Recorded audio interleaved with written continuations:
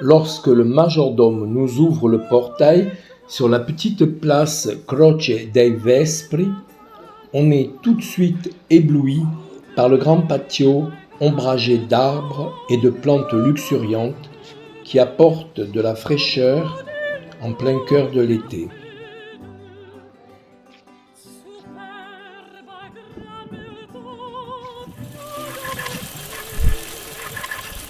Le palais Valguanera date du XVIIIe siècle.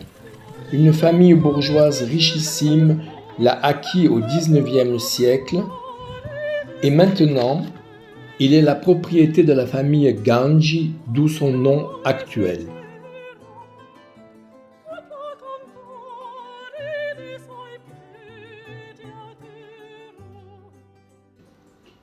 L'entretien du bâtiment coûte très cher, bien sûr, et le palais, du coup, sert à des événements. Par exemple, l'exposition des bijoux Dolce & Gabbana en 2022.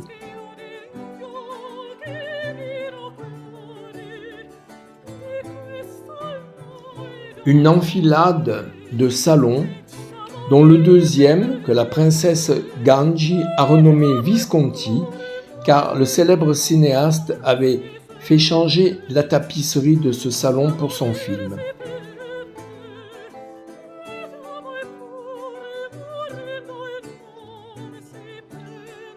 Le palais s'étend sur une surface de 8000 m² et Visconti avait utilisé quelques salons, la grande salle de bal qui paraissait beaucoup plus grande dans le film, même si en réalité elle mesure 200 m².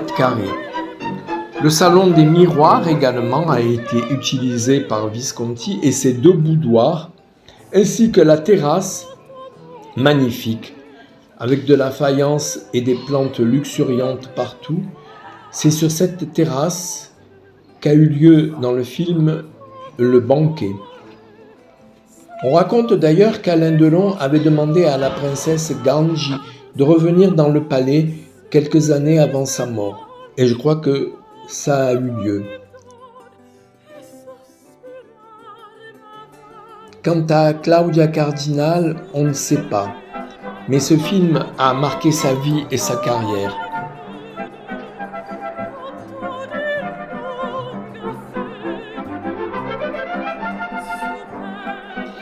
Quand un lieu devient celui d'un film, il ne peut que s'embellir et il faut le protéger, bien sûr. Ainsi en est-il de ce petit bijou du Palazzo Gangi Valguanera à visiter si un jour vous allez dans cette belle ville baroque de Palerme.